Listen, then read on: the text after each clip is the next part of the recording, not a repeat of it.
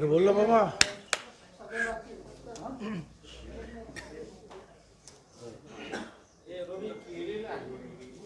काय रे सकाळी काय करतो?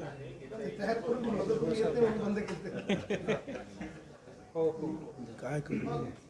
बोला बोला बोला. महाराष्ट्रामध्ये सत्ता रेडी का? आकाश साहेब, महाराष्ट्रामध्ये सत्ता स्थापनेचा पेच जो आहे तो अद्यापही कायम आहे. सूत्रांनी जी माहिती दिली त्यानुसार गृह खात्यावर हे सगळं आणलेलं आहे. तुम्ही गृहमंत्री राहिलेला आहात. गृह खातं इतकं महत्त्वाचं का आहे? त्याच्यासाठी इतकं नाही पेच वगैरे काही नाही आहे. मध्ये जे आहे 2-3 दिवस जे आहेत प्रधानमंत्री महोदय आणि गृहमंत्री अमित भाई शाह हे भुवनेश्वरला होते. दरवर्षीचे आहे सर्व विशेषतः DG सगळ्या राज्यांचे त्यांचे कॉन्फरन्स असते आणि गृहमंत्री असतात त्याच्यामध्ये. त्यामुळे त्या कामामध्ये ते बिझी होते. त्यामुळे 2-3 दिवस जे आहे काहीच होण्यासारखं नव्हतं म्हणून थोडंसं पुढे गेलेलं आहे.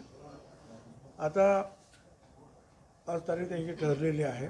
2 दिवसामध्ये जवळपास त्यांची अंतर्गत सगळी चर्चा प्रत्येक पार्टीची झालेली असते. विचारविनिमय झालेला असतो आणि होईल. आता गृहमंत्री का प्रत्येक खातं जे आहे हे महत्त्वाचंच असतं.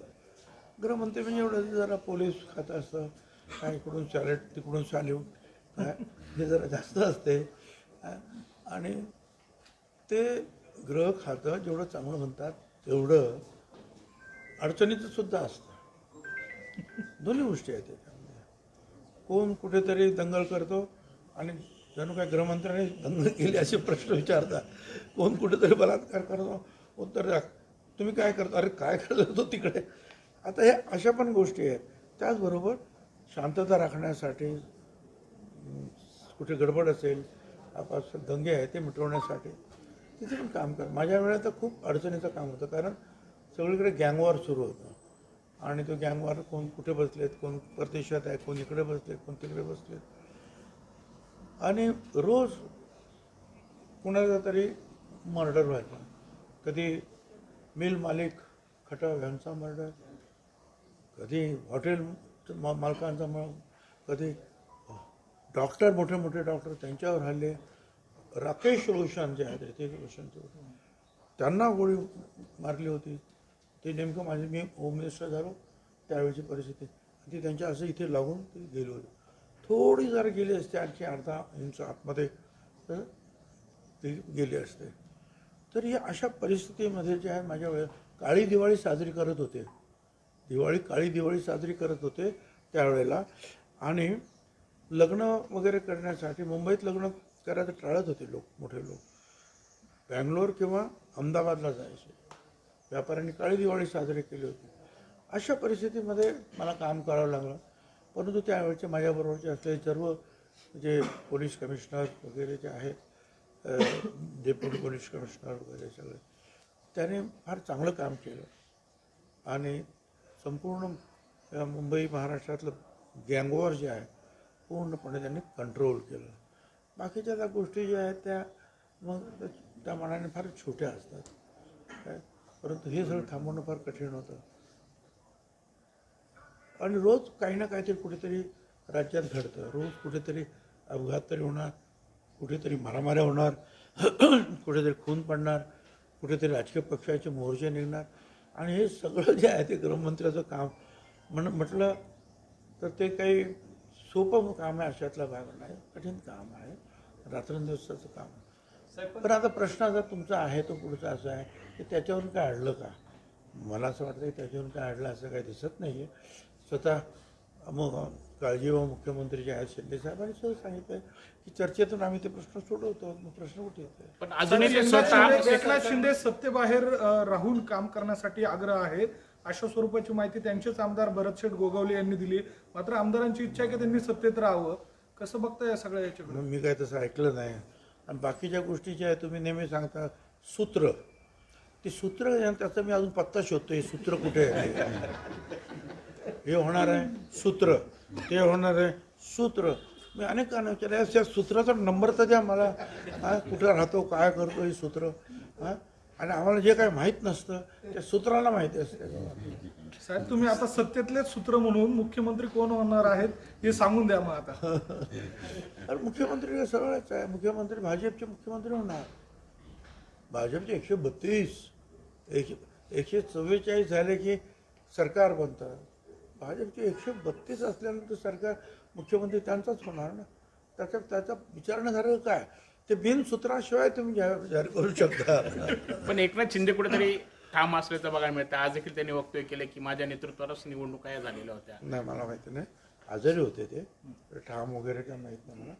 आणि स्वाभाविक आहे ते काय अजितदादा काय किंवा फडणवीस काय की इतर लोक भाषणं करून करून करून कुठे ना कुठेतरी या घशावर जो प्रचंड बोलून ताण येतो आणि मग ताप वगैरे वगैरे. तर त्यामुळे ते शिंदेसाहेब आजारी होते, परंतु सगळे डॉक्टरांनी वगैरे त्यांना थोडंसं नीट केल्यामुळं ते आता आलेले आहेत. आता साहेब कोल्हापूरचे छत्रपती शाहू याच्या धरून संजय राऊत असं म्हणताय की जे महाविकास आघाडीचं सरकार होतं, जर कदाचित आमच्याकडे गृह खातं असतं तर कदाचित हे सरकार पडलं नसतं. आणि फडणवीस वारंवार सांगत होते की गृहमंत्रीपद ठाकरेंनी स्वतःकडे अशी एक आठवण त्यांनी करून. मला नाही माहिती, पण त्यांच्यापैकीच कोणतरी म्हणालं होतं ना की नाना पटोले यांनी जर विधानसभेचं अध्यक्षपद सोडलं नसतं काय तर पुढचं काही घडलं नसतं. हे पण त्यांनीच कोणीतरी बोलले ना, तेच कोणतरी बोलले.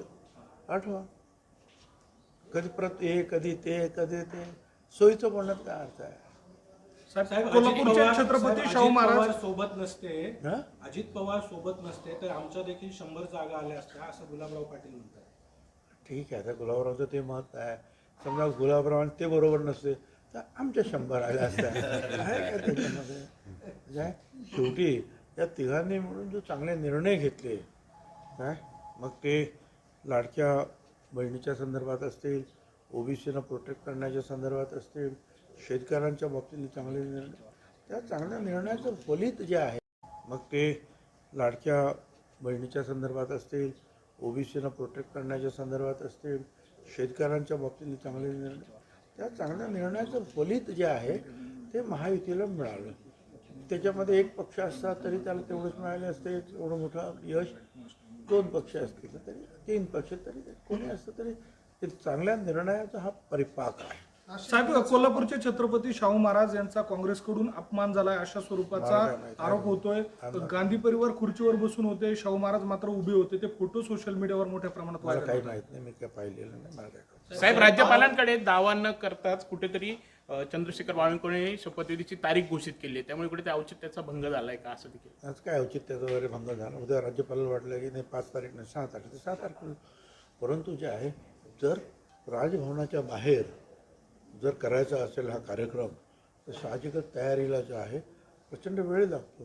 सगळ्या देशातले बीजेपीचे आणि बीजेपीला सपोर्ट करणारे मुख्यमंत्री, परत प्रधानमंत्र्यांसहित अमित शहा साहेबांबरोबरचे सगळे मंत्री ते सगळे हजर राहणार. आता हा मोठा कार्यक्रम करण्याचा म्हटल्यानंतर तो काय आता आज ठरलं आणि उद्या कार्यक्रम करणार असं नाही. ते 4-5 दिवस अगोदर ठरलं तर ते बाकीचं जे मंडप या सगळ्या कामं कोणाला आमंत्रण पत्रिका कोणाकोणाला द्यायच्या काय काय करायचं ह्या सगळ्याचा वेळ लागतोच ना. पण त्याच्यासाठी एक डेटमलाईन ठरवली की मग त्या कामाला वेग सुरू होतो. साहेब महादेवाला आपल्या काही पदाधिकाऱ्यांनी साकडं घातलंय, आपण पालकमंत्री व्हावं यासाठी अभिषेक देखील करण्यात आलेला आहे. असं आहे की ठीक आहे, मी त्या सगळ्यांचे आभार मानतो काय. आणि आहे लोकांची काय श्रद्धा आहे परमेश्वराकडे मागणी घालायची वगैरे वगैरे. आता आनंदाची गोष्ट आहे. मी माझ्यावरच्या प्रेमाबद्दल मी त्यांचा आभारी आहे.